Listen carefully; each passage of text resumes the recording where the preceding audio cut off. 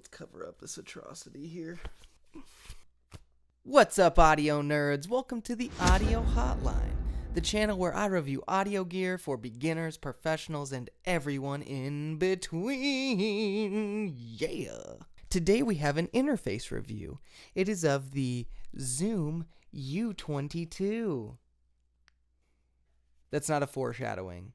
Me kissing it doesn't mean I love it. I'm not James Wan, okay? I'm not a fucking foreshadowing master. I love the Conjurings. The U22 is a USB 2.0 interface.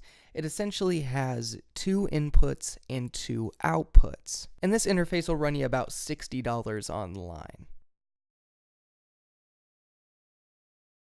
Now I'm going to go ahead and show you what features are on the Zoom U22. I'm just going to go through and logically explain what each of these features do, and we'll just go from there. So right here on the bottom is where we have the XLR cable. It also takes a TRS 1/4 inch cable as well. Another cool feature is that this does have a line in, and then right here, the green one, the little green guy, is your headphone jack. So this will determine the volume of your microphone coming in and going out of your interface. The output volume right here is going to determine how much volume is in your headphones or going through your speakers. Let's say you have a condenser microphone. This is when we're going to need to turn this light on right here.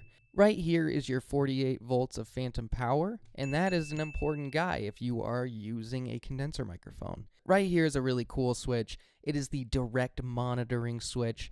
This will determine whether you want to hear your microphone in your headphones, just a dry signal. It's honestly perfect to check your level, make sure you're not clipping. Up here is where the interface gets kind of cool. It is the power source. And as you can see, there are 2 different options here. USB, the one that mine is currently switched to right now, is if you are going to plug this interface into your computer. But if you decide to use the battery mode, as you will see, I did that and my lights turned on. And this is if you are going to be using a tablet or your phone, and I feel like a lot of people are going to want to use this option because it's just one of the cool features of this interface. But since this option is labeled battery, you fucking guessed it. You gotta put some batteries in it. It requires 2 AA batteries. One other thing about this interface is that you can plug a DC 5 volt into this while you are using your iPad or iPhone instead of using the battery. You also have your RCA output right here. You can use that for your speakers. You could use that for a subwoofer.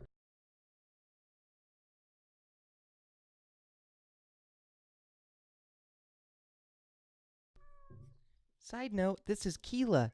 She's a black kitty. She's so cute.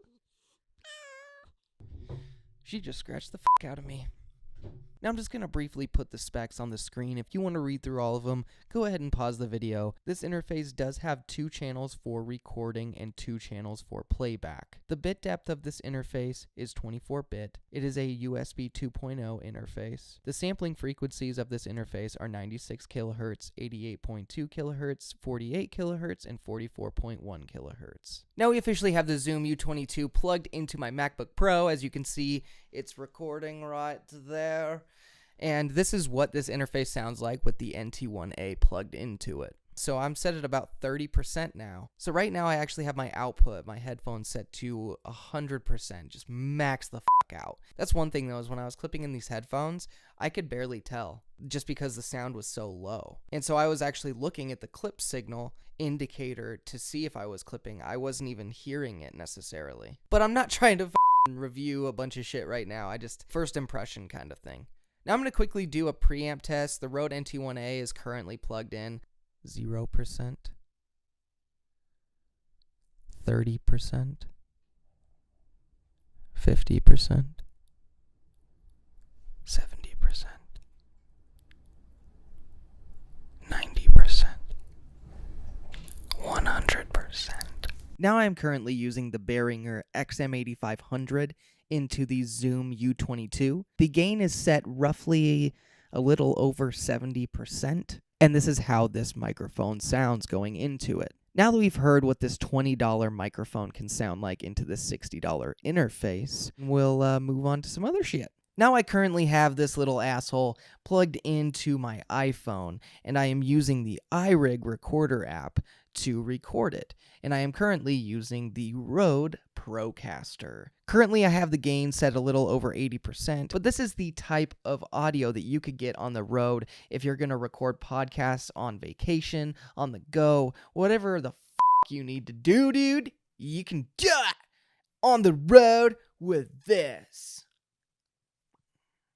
I am currently just using the USB 2.0B into the iPhone cable.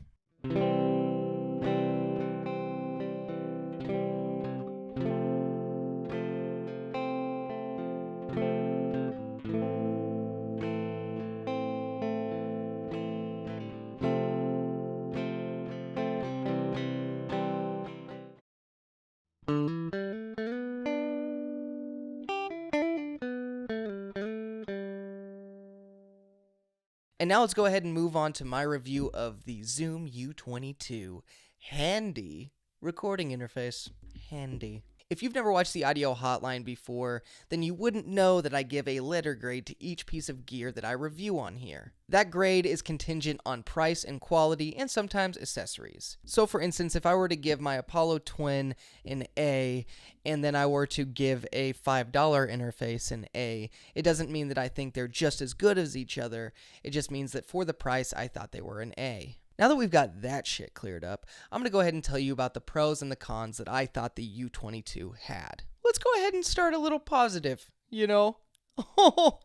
I'm not from Canada. That sounded a little Canadian. No, fuck that. I'm not Canadian. That sounded offensive towards Canadians. I don't know why I did that. One of the biggest pros is the price. People gotta love that $60 price tag to get an interface that will plug into your computer and that can also be really portable. You gotta love it. The next pro I'd have to give it is the fact that it is portable and the fact that it can run on AA batteries. I think that is extremely useful. When it comes to being portable, it kind of shows that it is a part of that Zoom family. Because like the Zoom H5, you can take this anywhere. But that's the problem, is the U22 just doesn't have the brain that the H5 does have. That's why you need either your phone or a computer. But I mean, for $60, if you already have a phone, it is a pretty good option as far as portability goes. A couple more pros is that it does have phantom power, it has direct input monitoring, and it does have a couple outputs. It gives you a couple options there, which is really nice. A big pro is the fact that I didn't have to download any drivers for this. I didn't have to do anything to my phone or anything to my laptop to make it work. It was very plug and play and just ready to go. Now let's go ahead and get to the negative shit. The cons. One of the biggest cons, and it's something that I've talked about already, is the fact that the input monitoring level is just so insanely low. It's honestly pretty atrocious how little sound comes out. And I do understand that I am using headphones that require a little bit more power. But even when I was testing it by myself, I put in some earbuds and just some shit that didn't need as much power. And it was honestly still just not great. And as far as another con, it kind of bleeds into that first one a little bit, is the fact that there's just not much room to play. You just don't have much gain as far as the microphone goes, and you honestly just don't have much gain as far as the headphones go. It's very limited. But aside from those individual pros and those cons, the biggest thing is the sound of it. Does it sound clean? Can it record a podcast if you want it to? Can it record, some quick music samples if you need it to? But before I answer that question, I'm going to go ahead and give you my grade for the U22. I personally give the Zoom U22 a letter grade of a B-. And that kind of goes to show you how I feel about the sound of it. It has its pros, it has its cons, but that's one thing is does it do what it set out to do? And yeah, I think it does. I think it is a portable interface that has an acceptable sound. And especially for $60, I think it does everything that you would need it to do. Could there be improvements? Absolutely.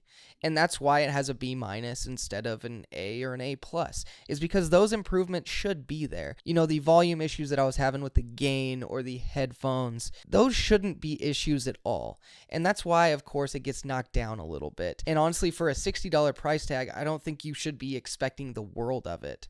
I think you should be expecting a decent quality, and that's exactly what it gives you. Once again, I think that this interface does what it's supposed to do. It does have a couple flaws, it does have a couple faults, but don't all of us? Thanks for watching this review of the Zoom U22. I hope you found it helpful, informative, but most of all, I hope you had fun, dude. Stay tuned for a lot more videos and a lot more reviews. There will be a lot more coming out. I promise you that. Okay? If you have a piece of gear that you're eyeing that you want me to review, go ahead and leave it in the comments, buddy, and I will definitely get to it. Thanks for watching the audio hotline today. I'll see you next time.